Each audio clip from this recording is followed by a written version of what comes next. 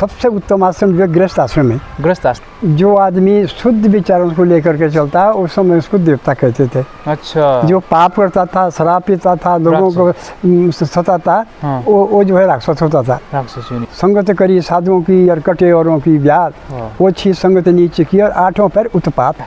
हर दिन यहाँ पर कोई ना कोई पुस्तक पढ़ते रहते हैं। ये पुस्तक है इनके पास अभी। ये कौन सी पुस्तक है? गीता। गीता। हेलो दोस्तों, वेलकम बैक माय ब्लॉग। आप सब बढ़िया हो गया, मैं भी बढ़िया हूँ। दोस्तों आज का ब्लॉग की बहुत ही इंटरेस्टिंग होने वाला है क्योंकि मैं ऐसे शख्सियत से मिलाऊंगा आप लोगों की। जो है नाना जी है और बहुत ही बुजुर्ग है, यानी इनकी उम्र करीबन 90 साल होगी। और ये देखिए आप दोस्तों पीछे का बैकग्राउंड देखिए, कितनी अच्छी प्रकृति का नज़ारा है यहाँ पर। और मैं नाना जी से मिलाऊंगा आप लोगों को, जो कि उनसे मैं बहुत सारे कुछ सीख गया मैं इनसे। क्योंकि ये लोग क्या करते सुबह खाना खाने के बाद और उसके बाद जो है छत के ऊपर आते और अपनी जो है रामायण होगी और भगवत गीता होगी, बहुत सारी मतलब पत्रिकाएं पढ़ते रहते हैं। डेली रूटीन इनका यही है। खाना खाने के बाद वो छत के ऊपर आ जाते हैं और उसके बाद देखता हूँ मैं, हर दिन देखता हूँ कि इनके हाथ में कोई ना कोई पुस्तक ज़रूर होती है।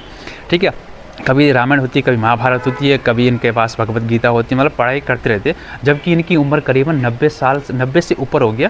और मतलब मुझे काफ़ी अच्छा लगा और मैं भी इनके साथ बैठता रहता हूँ। और चलो मैं उनसे बात करता हूँ। पहले ये है मेरे पीछे नाना जी, इनसे मैं बात करता हूँ, तजुर्बा लेता हूँ क्या क्या चीज़ें हैं इनके जीवन में, क्या क्या कठिनाई आई, क्या क्या चीज़ें इन्होंने अपने जीवन में स्ट्रगल किया। और पूछते हैं कि गीता अब ये गीता पढ़ रहे हैं, तो इनसे मैं थोड़ी सी पूछता हूँ। गीता पढ़ने के बाद ये लोग यहाँ पर डेली छत के ऊपर आते और यहाँ पर गीता पढ़ते और मैं भी इनके साथ बैठता हूँ और गीता के कुछ चैप्टर मैं भी पढ़ता हूँ और इनसे पूछता हूँ इनके जीवन में क्या क्या स्ट्रगल किया, क्या कैसे इन्होंने क्या इतना बड़ा घर अचीव किया है, हमारे बहुत सारी चीज़ें। और मैं तो कहता दोस्तों कि जब भी आप कहीं दोस्त यारों के साथ बैठते हो, इससे अच्छा ये है कि बुजुर्गों के साथ ज़रूर बैठें, जो कि बुजुर्ग लोग होते हैं इनके साथ ज़रूर बैठें। तो नाना जी अभी आप क्या गीता पढ़ रहे हैं, महाभारत पढ़ रहे हैं? हाँ जी, ना गीता भी पढ़ता हूँ, मैं सब किताबें पढ़ता हूँ। अच्छा। महाभारत पढ़ता हूँ, गीता पढ़ता हूँ। अच्छा। मज़ा आता है, मैं गीता ही पढ़ता हूँ। तो आप डेली मतलब डेली यही पढ़ते रहते हो यहाँ पर? जब भी मैं आता हूँ यहाँ छत पे ऊपर तभी आप यही पढ़ते रहते हो? किताबें पढ़ने का मुझे बड़ा शौक है। बहुत शौक है। हाँ। जबकि मैं 91 साल का हो गया मैं। हाँ। और मैं चश्मा नहीं लगाता अभी, तो बिना चश्मे से पढ़ते रहता हूँ। अच्छा, चश्मा नहीं लगाते आप? ना, नहीं चश्मा। आंखें सही है, आप सब देख सकते हैं, इतना सब बारी बारी है। अच्छा। हमारे टाइम यहाँ पर कुछ नहीं था, बेर की झाड़ी थी और कुछ नहीं था यहाँ पर। पूरा मतलब इधर वो होगा पूरा मतलब झाड़ियाँ होगी। सन 1960-61 में जब चाइना ने हमारे ऊपर अटैक किया तो तब ये रोडें बनी। उस समय यहाँ कुछ भी नहीं था बस। तो हमारे टाइम स्कूल भी नहीं थे और ऐसे जीवन कटा। बाकी हमारा अपने जीवन में मतलब मैं अपने जीवन में जो है मैं बताऊँ आपको कि मैं 91 वर्ष का हो गया है। अच्छा, 91। हाँ, तो अभी तक जो है मैं बीमार ऐसे हुआ ही नहीं और होता हूँ कभी, तो मैं दवाई खाता नहीं। अच्छा, दवाई नहीं खाते? बिल्कुल नहीं खाता, कभी दवाई नहीं खाता मैं। बस जब कभी बुखार उखार आ भी गया तो मैं खाना छोड़ देता हूँ। जब भूख लगे मैं तभी खाता हूँ, बस उसके बाद मैं ऐसे बीच में नहीं खाऊंगा। ऐसे बुखार रहता नहीं, एक दिन रहेगा, 2 दिन रहेगा, तीसरे दिन वो भाग जाता है। क्या दवाई क्यों नहीं खाता आप? खाता नहीं मैं दवाई पहले से नहीं खाते आप? पहले से मैं खाता ही नहीं, क्योंकि दवाई खाने की आदमी की जरूरत ही नहीं पड़ती। दवाई आदमी क्यों खाता है? मनुष्य के लिए जो ये गाड़ियाँ चलती है पेट्रोल से, लोहे की ये चलती है पेट्रोल से। हमारी जो गाड़ी है वो चलती है अनाज से। बिल्कुल, अन्न से। तो अगर आदमी वही चीज़ खाएंगे जो ईश्वर ने हमारे लिए बनाई, लेकिन हम लोग उसके विपरीत खाते हैं। अच्छा। अब जैसे गाय है, भैंस है, ये घास ही खाएगी चाहे मर जाएगी, पर ये मांस नहीं खाएगी। बिल्कुल सही बात है। अब जितने भी पशु पक्षी है देखा नहीं आपने, ये ना तो कभी बीमार होते हैं, ना इनका बीपी हाई होता है, ना बीपी डाउन होता है। मनुष्यों से जो सारे हॉस्पिटल भरे हुए, तो खाना जो है 2 किस्म से खाया जाता है। ये तो खाया जाता है शरीर को चलाने के लिए, जो भूख लगती है। बिल्कुल बिल्कुल सही बात है। और एक खाया जाता है आनंद के लिए, स्वाद के लिए। जो स्वाद के लिए खाया जाता है वही उसी से आदमी बीमार होता है। क्योंकि स्वाद कहाँ है? सिर्फ इस जीभ पे। तो अब जब सारे दुनिया में 200 देश है, आँख का ऑपरेशन हो जाता है, आँख का ऑपरेशन हो जाता है, इस जीभ का ऑपरेशन अभी कहीं नहीं हुआ कि जीभ काट के दूसरी लग गई। तो जब आदमी बीमार हो जाता है तो जीभ हंसती रहती है, हाँ अब खाएगा रे, चिकन खाएगा। अच्छा। अब दारू भी पिएगा। ये हंसते रहती है सब, है कि नहीं? अब सजनों, अब जैसे मान लो शराब है, अब शराब आदमी सोचता है कि उसने अगर शराब पी ली तो अगर बढ़िया शराब बताते हैं, वही बताते हैं भाई पीने वाले लोग, चूल्हे में डाल दो उसमें आग लग जाती है। तो यहाँ जब पेट में जाएगी तो लीवर में तो आग लगेगी। बिल्कुल। आपने कभी ये चीज़? मैं ये चीज़ नहीं, कभी नहीं, हमने ये चीज़ कभी नहीं पी। मैंने पहले से बचपन से ही? बचपन से नहीं, मैंने कभी नहीं। मैं सादा खाना मेरा, और ज़्यादातर मैं सातू खाता हूँ, जो 4-5 चीज़ों का बनता है। गेहूँ का बनता है, जौ का बनता है, मक्की का बनता है, और उसको पीसा जाता है, गुड़ के उसको खाता हूँ। अब आपने देखा होगा कि हमेशा मैंने आपको बताया नहीं कि जो खाना स्वाद, जब आदमी को भूख लगती है तो वो खाना जो है शरीर में कैच करता है। बिल्कुल। और जब आनंद के लिए खाता है तो वो जो है शरीर में पॉइजन बनता है बिल्कुल उसका। बस तो ये तो मैं देख रहा हूँ, तब से देख रहा हूँ आपके हाथ में ये क्या क्या मेरे हाथ में ये गीता है। हाँ। मैं गीता भी और ये पढ़ता हूँ। दूसरा क्या, ये क्या है? प्रेम सागर भी पढ़ता हूँ। अच्छा, प्रेम सागर भी है। ये दूसरी किताबें और किताबें पढ़नी बहुत सारी, चाहिए। हाँ। किताबें ये रखी किताबें जितना हो सके हाँ। किताबें पढ़ो। का ये देखो, और ये है। हाँ, और ज़्यादातर जो है, और दूसरा ये है प्रेम सागर। प्रेम सागर यानी कि ये बहुत पुरानी किताब तो है। ये गीता है। ये श्रीमद् गीता है, गीता रखी हुई है। इसमें बहुत बड़ा ज्ञान है। हाँ अच्छा, तो मतलब गीता में क्या है खास? गीता में क्या है? गीता तो ऐसी चीज़ है कि सारी दुनिया की राजनीति इस गीता से चल रही है। अच्छा, इससे हाँ, सारी दुनिया की राजनीति। बस ऐसा ग्रंथ आज तक दुनिया में कोई दूसरा नहीं बना जैसा गीता बना है। अच्छा, गीता आपने मतलब कई बार पढ़ी, मतलब इससे क्या सीख मिली आपको? रोज में पढ़ते रहता हूँ। मेरे को बताया, मतलब इसमें गीता में क्या है, कुछ खास क्या है? इसमें तो सबसे बड़ा खास है कि आदमी जो है ना, ये मन है, शांति नहीं मिलती आदमी को। शांति तभी मिलती कि ईश्वर भक्ति, भगवान से मन लगाएं आप। अच्छा। और ऋण मुक्ति, कर्जा ना करें। हाँ। जब कर्जा हो जाता है तो आदमी डिप्रेशन में चले जाता है। बिल्कुल। और ईश्वर में मन लगे और साधु संगति। अच्छा जो आदमी होगा तो संगत करी साधुओं की और कटे औरों की ब्यात, ओछी संगत नीचे की और आठों पैर उत्पात। बस तो संगत जो है, अच्छी संगत करनी चाहिए हमेशा। और 2 दिन की ज़िंदगी में जो है वो प्रेम से जीना चाहिए। हमेशा आदमी को पॉजिटिव सोचना चाहिए, सुबह उठ कर अच्छा विचार रखना चाहिए, निगेटिव नहीं सोचना चाहिए, उल्टा गलत नहीं सोचना चाहिए ना, गलत नहीं सोचना चाहिए। बस। और ये प्रेम सागर, इसमें मतलब प्रेम सागर है, ये इसमें क्या है, इसमें कुछ खास क्या है इसमें? बस इसमें भी वही संबंध है जो इसमें श्री कृष्ण भगवान का वो है कि हम क्या उसका सुदामा, उसका दोस्त था, सुदामा से मिला। अच्छा, इसमें कृष्ण भगवान के बारे में, कृष्ण भगवान के बारे में जो दोस्त सुदामा था उसके बारे में होगा ना? हाँ जी। अच्छा, इसमें ना सबसे पहले बात है दोस्तों, इसमें शुद्ध हिंदी लिखा हुआ है। कुछ हिंदी ऐसे दोस्तों ना अभी इसमें हिंदी है, इसमें भी हिंदी है, मोटी पढ़ने नहीं आते। ये शुद्ध हिंदी है और इसमें कई अक्षर ऐसे हैं जो चीज़ हमें भी पढ़ना नहीं आता। समझ नहीं आता। मैं जब इसको पढ़ता हूँ ना तो खुद नाना जी से पूछता हूँ कि नाना जी ये क्या है, इसका मतलब क्या होता है, क्योंकि वो पुराने ज़माने की जो हिंदी है ना उसका शब्द कुछ अलग से है। भले जो ये नई किताब है गीता है, नहीं महाभारत क्या गीता है, गीता में इसमें थोड़ी हिंदी सही है आपकी जो हिंदी हमने पढ़ा है, पर लेकिन ये हिंदी बहुत कठिन है पढ़ने के लिए। इसमें कुछ शब्द ऐसे हैं जो संस्कृत से भी जुड़े हुए हैं। बहुत अच्छे थे। स्वर्ग और नरक कहीं ऊपर नीचे कुछ नहीं है, इसी जैसे बोलते लोग कि स्वर्ग जाएंगे, नरक जाएंगे, तो ये क्या है मतलब? भ्रम में है। स्वर्ग जो है ना यहीं पर है। गीता में लिखा है कि कृष्ण भगवान अर्जुन को लिखा कि अर्जुन सबसे उत्तम आश्रम जो है गृहस्थ आश्रम है। गृहस्थ आश्रम। अगर मान लो किसी ने शादी कर ली, बच्चे हो गए, तो पति पत्नी में बहुत बड़ा प्रेम है तो स्वर्ग का आनंद भोग रहा है।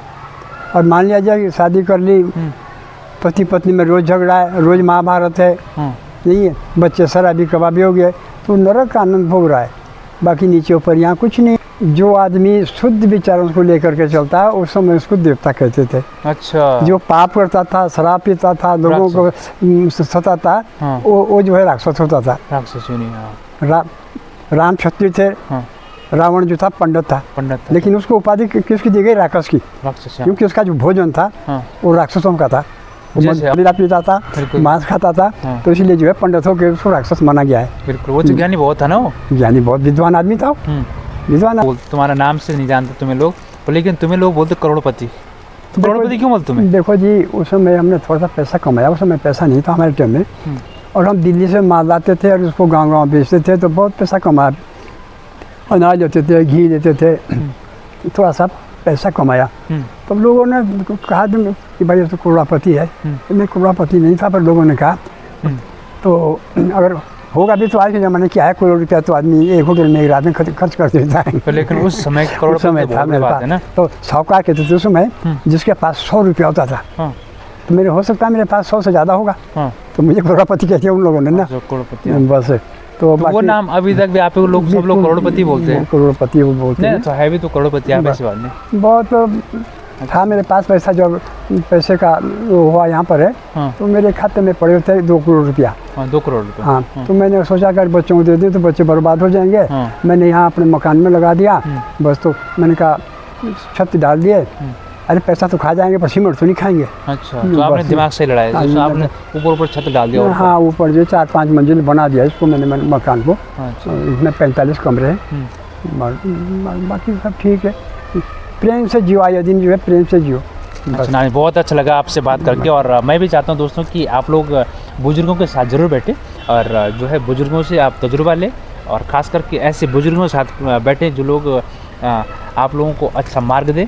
ये नहीं कि आप ऐसे बुजुर्गों के साथ बैठे जो खुद ही मदरा पी के या फिर शराब पी के या फिर इस प्रकार से आपसे बातें करें, तो ऐसे बुजुर्गों से ना बैठ तो भी अच्छा है।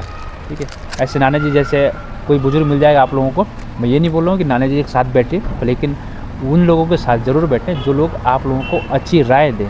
क्योंकि बुजुर्ग हमेशा जो है, बुजुर्ग लोग जो होता है ना, हमेशा जो चीज़ हमने अभी कर रहे हैं ना, वो चीज़ बुजुर्गों ने हाथ से हमसे करीबन 10 से 20-25 साल पहले कर चुके हैं। तो इन लोगों को ज़्यादा अनुभव होता है इस चीज़ के बारे में, और इसीलिए बोल रहा हूँ मैं आप लोगों को कि बुजुर्गों के साथ ज़रूर बैठें। तो नाना जी से मुझे बात करके काफ़ी अच्छा लगा, और मैं तो दोस्तों डेली जब भी छत के ऊपर आता हूँ नाना जी के साथ बैठता हूँ।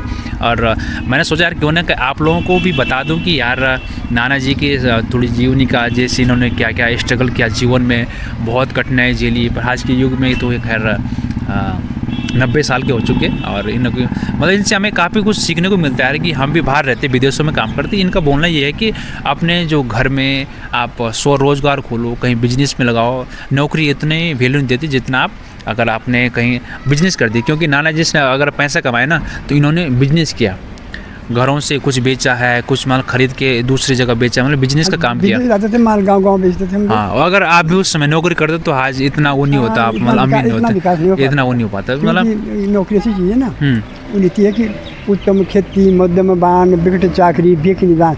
सबसे उत्तम तो खेती है, उसके बाद बड़ी व्यापार है। नौकरी तो बहुत बिकट चीज़ है।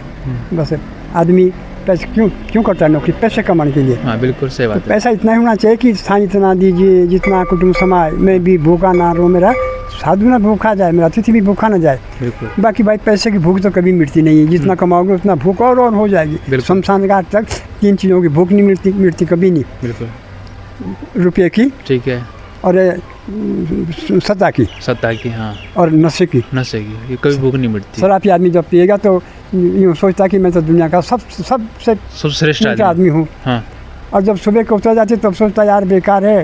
ये पत्नी भी परेशान, बच्चे भी परेशान, दोस्त भी परेशान। अब नहीं पीऊँगा मैं, पर थोड़ा आज पी लेता हूँ। आज जो है कल थोड़ा मूड जो है ख़राब हो गया, कल से नहीं पीऊँगा। तो वो कल जो उसका शमशान घाट तक कभी आता ही नहीं, मर जाता है लेकिन वो नहीं छूटता। बहुत अच्छी बात की नाना जी ने। वाला भी ऐसा ही है कि हमेशा इंसान को ना, जैसे सत्ता की भूख है, आप अगर विधायक हो या प्रधान हो, आप ये सोचते मैं इससे आगे बड़ा पद लूँ सत्ता की। ठीक है, दूसरी बात बोला आपने कि नशा की, नशा भी यही चीज़ है। नशा तो ऐसा ना कि मैं जब एक दिन उसमें टीवी देख रहा था, ये हमारा सांसद था, तो मतलब उसका 300 करोड़ जो है गिन लिए थे। मशीनें ख़राब हो गई, तब और मशीनें मंगाई, तो 98 लाख रुपए जो है और निकले। तो आजकल जो अपने आप जो है तिहाड़ जेल में पड़ा है दिल्ली में, पैसा गवर्नमेंट ने जब्त कर लिया। क्या कमाया उसमें, क्या फ़ायदा और पैसे कमाने से? सही बात, उतना ही कमाओ जितनी ज़रूरत है, उसकी भूख तो जाती नहीं। लेकिन थोड़ा थोड़ा पैसा जो जरूर करना चाहिए, क्योंकि बुढ़ापे में जो है पैसा ही काम आता है। बिना पैसे से, या अगर पैसा ना हो तो ये दुनिया नहीं चलेगी, ना ये हवाई जहाज चलेंगे, ना ये रेलें चलेगी, ना कुछ बीमारी का इलाज होगा तुम्हारा। बस और अति अति अति अति हर चीज़ की जो है अति में खर्ची किसी भी अच्छी बात नहीं, अति किसी चीज़ अति अच्छी नहीं। बस ठीक है, चलो ठीक है नाना जी, काफ़ी अच्छा लगा आपसे बात करके, और मिलते फिर आप। ठीक है, ठीक है, आप पढ़ो, आप रामायण पढ़ो। तो दोस्तों ये देखिए नाना जी की बातें सुनी मैंने, और काफ़ी आप लोग भी देखिए, और आप लोगों को भी काफ़ी ज्ञान होगा और इस चीज़ के बारे में दोस्तों। और बुजुर्गों के साथ ज़रूर बैठें, और मिलते दोस्तों आप एक नए वीडियो के साथ। तब तक के लिए जय हिंद, जय भारत और वंदे मातरम। अपना ख्याल रखिए और अपनों का भी ख्याल रखिए। स्वस्थ रहे, मस्त रहे और तंदुरुस्त रहे। Bye bye, take care.